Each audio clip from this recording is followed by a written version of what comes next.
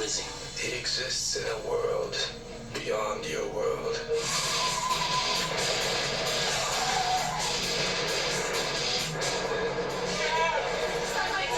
So how do I find him? You don't find him, he finds you. Ever heard of Operation Swordfish? It's a sweet deal. $9.5 billion. Do you have any idea of how much money that is? Gabriel's a patriot of sorts. I think that you think I'm a bank robber. The truth is that I'm worse.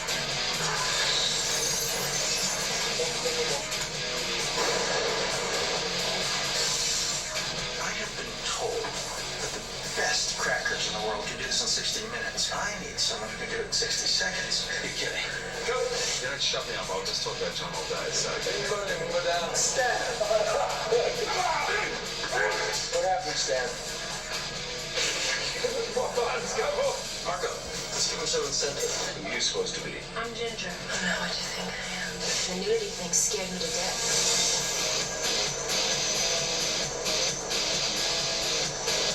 There's one word on the page, just said, kaboom. Hold on! It's like being a big kid with the best toys. I love the process of making movies. I mean, I always...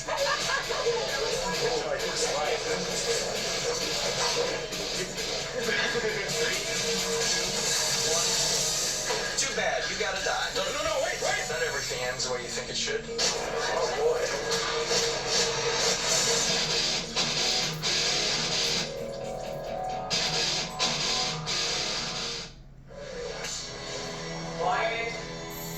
You know the problem with Hollywood is? They make unbelievable, unremarkable. There's only a few movies I've ever done where I knew immediately. The rest I think I had to work up to. Meaning, how would I do this? No, it's easy to pick apart bad acting, short-sighted directing, and the purely moronic stringing together of words that many of the studios term as prose. No, I'm talking about the lack of realism. Realism. Not a pervasive element in today's modern American cinematic vision. The first 3-4 pages captured me and said, okay, I really want to make the rest of this movie work because of that opening dialogue. I thought it was fabulous. Bad guy can't win. It's a morality tale. One way or the other, he's got to go down. Well, life is stranger than fiction sometimes.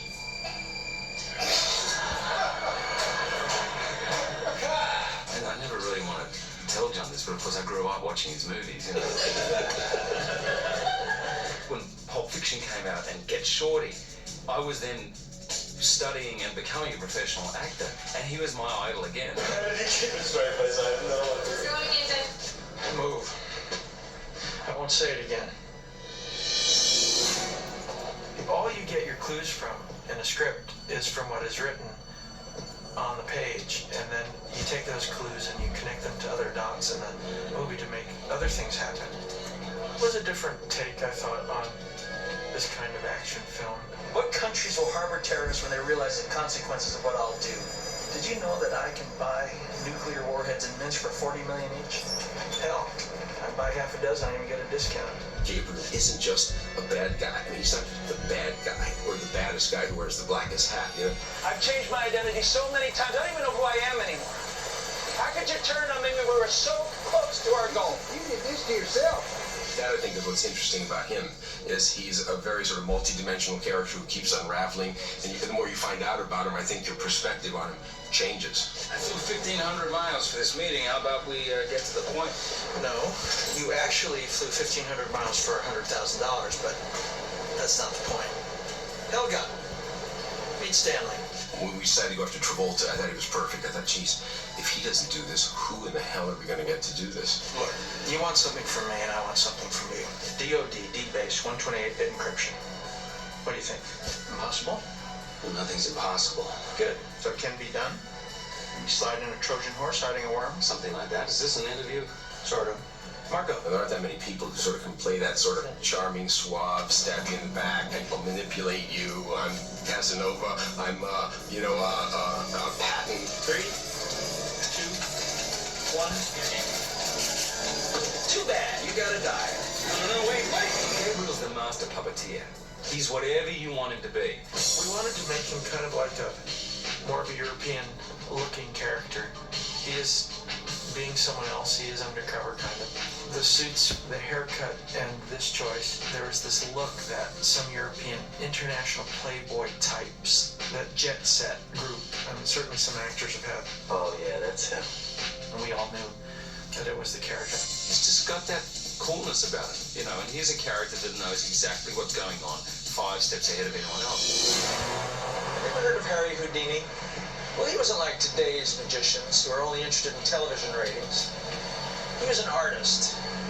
He could make an elephant disappear in the middle of a theater filled with people. And do you know how he did that? Misdirection. The idea of deception in this movie starts really with my character not being who he appears to be. I'm playing Gabriel Shears, but probably he's Joe Hardy of the ex-CIA. Is that too high? Hasn't looked that good. What's going on? We've got a tail. Hold on.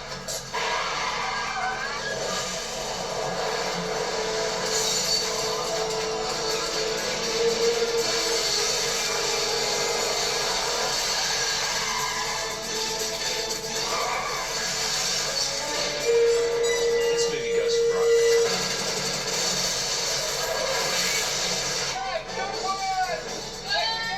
I'm now fully registered as a stunt driver and doing 90s, reverse 180s, back things, 130 miles an hour, losing control of the car. Yeah, it's kind of a fun ride.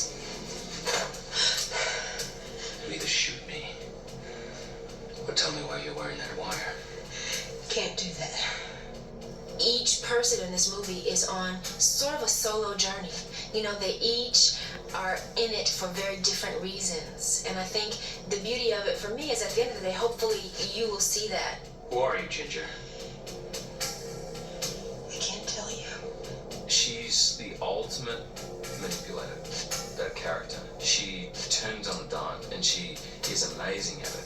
And she's sexy and she's funny and she's deadly serious. She can just change like that. I thought you were Gabriel's. I'm not what you think I am. Ginger? Ginger, you don't really know, but you get a feeling that there's something going on with Ginger that's really important to her. You surprised that a girl with an IQ over 70 can give you a hard-on? Although she's sexy and she's supposed to be a femme fatale, I wanted to make her human, but she's also very smart. She's very computer savvy, and that was really important. I thought, if I'm going to be topless, at least let me, know something. That part of the movie's over. Never got to worry about that again.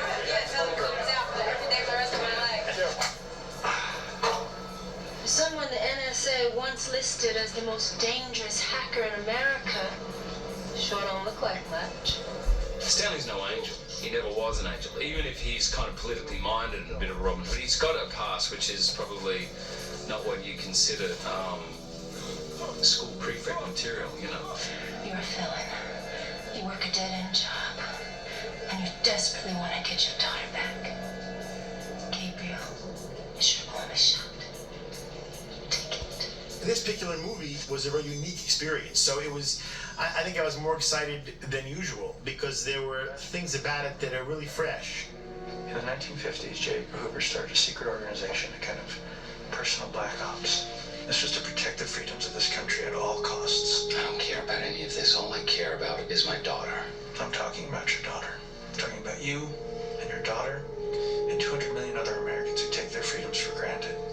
I always kind of say that, when I read a script that I want to see, that's the kind of movie that I want to make. So you and your band of lunatics are really stealing all this money just to protect me. Thank you. That's right, Stanley. Because wars cost money. You end up here, enjoying the interview, go to center stage, who are we at war with? And you see it, the camera goes from here, and we reveal the whole thing. Dominic Senna, who's the director of the picture, just did Gone in 60 Seconds, really was very interested in creating a unique feel for the movie and a unique look for the movie. And it has all that going for it. Good one! We agreed ahead of time that it should be this sort of a good-looking, upscale, sort of Euro fashion-looking movie, that people look good, they smell good, they're in interesting looking places. So we just took that as our cue, you know. Just as you fired, Donald takes you down the next sector like a beat two-legged. If you have great action producer, great action director, wonderful actors that you can work with like Hugh Jackman and Halle Berry, then you have something that will take off. God, it's been years since I've used one of these. You want me to shoot the camera? Oh, sorry. And with Don Cheadle and Sam Shepard and Vinnie Jones, it's sort of all come together to have really strong players. Hugh is an Aussie, so you have to give him a break right off the bat. Danger, danger, danger. He's illiterate. That makes it tough. So there's a lot of cue cards around the set and people, shouting, trying to say the lines to him quietly. He's always got the prompter. He's got like that ear prompter thing. He does a great Wolverine impression. I don't think he's going to be too good in this film. If I knew you were coming, I might have cleaned up a little. I've been lucky. This is my fourth movie that I've done, and the previous three have all gone to #1, so it hasn't been a bad start, really. It was a really incredible group of players that came together that were all really perfect for what we were doing. It's hard for me not to get excited. We'll never in any of it, including the Makers Become, and the fabulous. Joel is one of the best producers in the business. John and I were just comparing notes on that. All the goodies that come with a big Joel Silver action movie. Sex, violence, and rock and roll.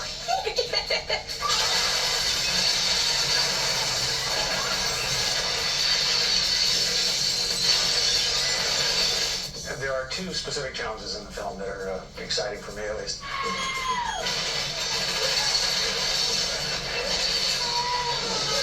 One involves what's known as a still array, where we have a couple hundred cameras wrapped around an intersection photographing a rather extensive event, the explosion that's happening out in the intersection.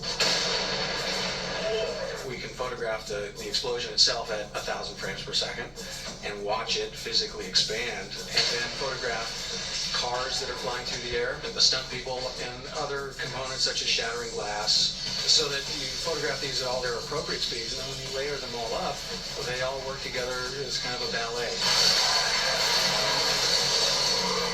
The original ending took place in an airport where he went where he said he was going to go, and then there's sort of a shootout, and it seemed like it should be smarter. And then we just said, well, where the hell do we go? And what do we do now? We're in a bus. I thought we were going to the airport. Misdirection, Stan. Jeff Mann, my production designer, I think, he said, what if there's some big chopper or something? And you go, oh, wait a minute, yeah. Control, be advised that this is now an aerial pursuit. Oh, well, why don't we sever the cables? And you go, oh, okay, yeah, and why don't we crash it through a sign? And then why don't we plow through a building? And we're going, and nobody will ever give us permission. Nobody's this nuts. And they said yes. If you stand underneath that sky crane helicopter, if it's 50 feet above you, it'll pound you right into the tarmac. It'll kill you. Boom. It's so powerful. The minute it gets airborne, to the time it approaches the final building, which is quite a few shots and quite a long sequence, was done in one shooting day. Well, yeah, the world sees the flights going, and when he bangs, he goes over the lens. So we see the undercarriage and over the lens. No one could be there. So we had to shut down the street completely, and then we had to repopulate it with extras.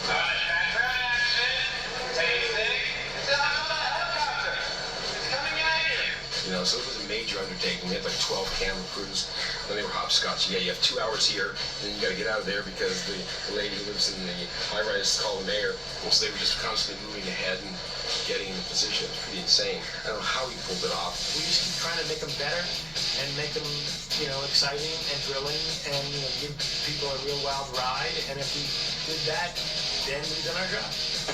It's not going to end like this. Come on, Stan. Not everything ends the way you think it should. Besides, audiences love happy endings.